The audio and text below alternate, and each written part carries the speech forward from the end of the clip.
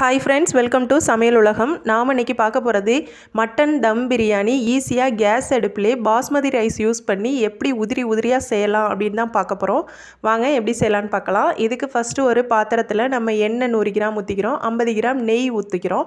அதோட சோம்பு, அடுத்து கிராம்பு, பட்டை, ஏலக்காய், பிரிஞ்சி இலை எல்லாம் சேர்த்து நல்லா வெடிச்சதுக்கு அப்புறம் நம்ம வெங்காயம் சேர்க்க போறோம். நம்ம இப்ப சொல்ற அளவு எல்லாமே 1 கிலோ பாஸ்மதி ரைஸ் செய்யறதுக்கான அளவு தான். இப்போ ஒரு 5 பெரிய வெங்காயம் நல்லா ஸ்லைஸா எடுத்து கட் பண்ணியிருக்கோம். அதை சேர்த்து நல்லா வதக்கிக்கிறோம். நல்லா வதக்க தான் நமக்கு பிரியாணி நல்லா டேஸ்ட் கொடுக்கும். இப்போ அது கூட பூண்டு 100 கிராம் தோல் உரிச்சு அதையும் அரைச்சி பேஸ்ட்டாக சேர்த்துருக்கோம். அடுத்து இஞ்சி அதையும் தோல் சீவி அரைச்சி பேஸ்ட்டாக சேர்த்துக்கிறோம். இப்போ இதெல்லாம் நல்லா வதங்கட்டும். நல்லா வதங்கினதுக்கப்புறம் நம்ம தக்காளி ஒரு 4 நல்ல பழமாக எடுத்து சேர்த்துருக்கோம். அது கூட பச்சை மிளகாய் உங்களுக்கு காரத்தை தகுந்த மாதிரி இதில் ஒரு 10 பச்சை மிளகாய் சேர்த்துருக்கோம். நல்லா காரம் கொடுக்கும், நல்ல டேஸ்ட்டாகவும் இருக்கும். இப்போ இதையும் நல்லா சேர்த்து எல்லாம் நல்லா வதக்கி எண்ணெய் நல்லா எந்த அளவுக்கு விடுதோ அப்போ தான் நல்ல டேஸ்ட் கொடுக்கும். நல்லா வதக்கணும். எல்லாம் நல்லா வதங்கினதுக்கப்புறம் அந்த எண்ணெய் திரிஞ்சு இருக்கு பாருங்கள். அந்த அளவுக்கு வந்ததுக்கப்புறம் நம்ம மிளகாத்தூள் இது கலருக்காக தான் நம்ம இப்போ சேர்க்குறோம், காரத்துக்காக கிடையாது. அதனால் ஒரு 1.5 ஸ்பூன் அளவு இது அந்த எண்ணெயிலே வதக்கும் போது கொஞ்சம் அந்த பிரியாணிக்கான கலர் கொடுக்கும். அது கூட 1 ஸ்பூன் மல்லித்தூள் சேர்த்துட்டு அப்புறம் பிரியாணி மசாலாவும் ஒரு 2 ஸ்பூன் அளவு சேர்த்து அதையும் நல்லா வதக்கிக்கிறோம். எல்லாம் நல்லா வதங்கினதுக்கப்புறம் நம்ம புதினா, கொத்தமல்லி அதையும் சேர்த்து இது கூட நல்லா வதக்கிக்கிறோம். எந்த அளவுக்கு நல்லா வதக்குறீங்களோ அப்போ தான் நல்லா டேஸ்ட் கொடுக்கும். அடுத்து நம்ம அது கூட கழுவி வச்சிருக்க மட்டனை சேர்த்துக்க போகிறோம். இது இளங்கறி, அதனால சீக்கிரம் வெந்துடும் அப்படின்ட்டு நாங்கள் இதிலே வேக வச்சுக்கலாம் அப்படின்ட்டு இதிலே வதக்கி வேக வச்சுக்க போகிறோம். நீங்கள் வேகாது அப்படின்னு நினச்சிங்கன்னா நீங்கள் தனியாக வேக வச்சுட்டு கூட இது கூட சேர்த்துக்கலாம். இப்போ இதையும் சேர்த்து நல்லா வதக்கும் போது இது கூட நம்ம ஒரு 2 ஸ்பூன் அளவு தயிர் சேர்த்துக்க போகிறோம். அது எதுக்கு அப்படின்னா சீக்கிரம் வேகும், நல்லா எண்ணெய் பிரியறதுக்கு ஈஸியாக இருக்கும். அதுக்காக ஒரு 2 ஸ்பூன் அளவு தயிர் சேர்த்துட்டு அதையும் சேர்த்து நல்லா வதக்கிக்கிறோம். இப்போ எல்லாம் நல்லா வதங்கினதுக்கப்புறம் நம்ம தண்ணி சேர்க்க வேண்டியதான். அதாவது 1க்கு 2 அப்படிங்கிறது தான் நம்ம பிரியாணி அளவு செய்வோம். ஆனால் இது 1க்கு 1.25 அப்படிங்கிற அளவில் தான் நம்ம தண்ணி வைக்கணும். ஏன்னா பாஸ்மதி ரைஸ் இல்லைன்னா குழஞ்சி போயிடும்.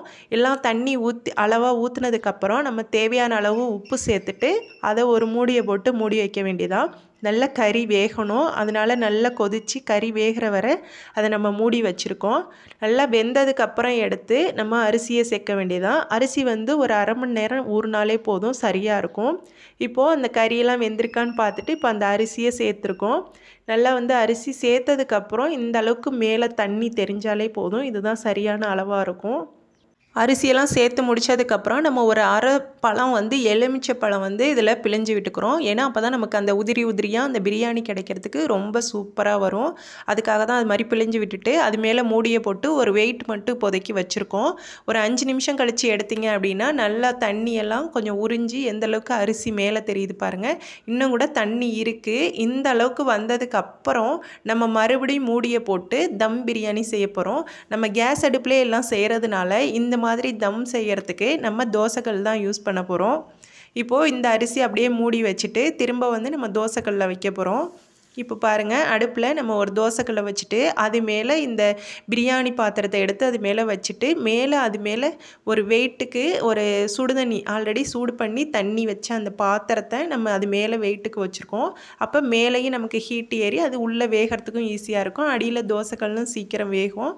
இப்போ இது மாதிரி வைக்கும்போது தம்மு சூப்பராக ஏறி சூப்பரான உதிரியான மட்டன் தம் பிரியாணி கிடச்சிருக்கும். ரொம்பவே சூப்பராக ரொம்ப டேஸ்ட்டாகவும் இருந்தது. கண்டிப்பாக ட்ரை பண்ணி பாருங்கள். கடைசியாக ஒரு தடவை நல்லா கிளறி விட்டுட்டு நம்ம மேலே கொஞ்சம் மறுபடியும் நெய் விட்டோம் அப்படின்னா சூப்பராக ரொம்ப டேஸ்ட்டாகவும் இருக்கும். கண்டிப்பாக ட்ரை பண்ணி பாருங்கள். சூப்பரான மட்டன் தம் பிரியாணி ஈஸியாக நம்ம கேஸ் அடுப்புலேயே செய்யலாம். ரொம்பவே உதிரியாக இருக்குது. கண்டிப்பாக ட்ரை பண்ணி பாருங்கள். ட்ரை பண்ணி பார்த்துட்டு எப்படி இருக்குன்னு லைக் பண்ணுங்கள், கமெண்ட் பண்ணுங்கள், ஷேர் பண்ணுங்கள். அதோட நம்ம சேனல் இப்போ தான் ஃபஸ்ட் டைம் பார்க்குறீங்க அப்படின்னா கீழே இருக்க சிவப்பு கலர் சப்ஸ்கிரைப் பட்டனும் அப்படியே பெல் பட்டனையும் அழுத்திக்கோங்க. அப்போ தான் நான் போடுற ஒவ்வொரு வீடியோவும் உங்களுக்கு உடனுக்குடனே நோட்டிஃபிகேஷனில் வரும். Okay, thank you.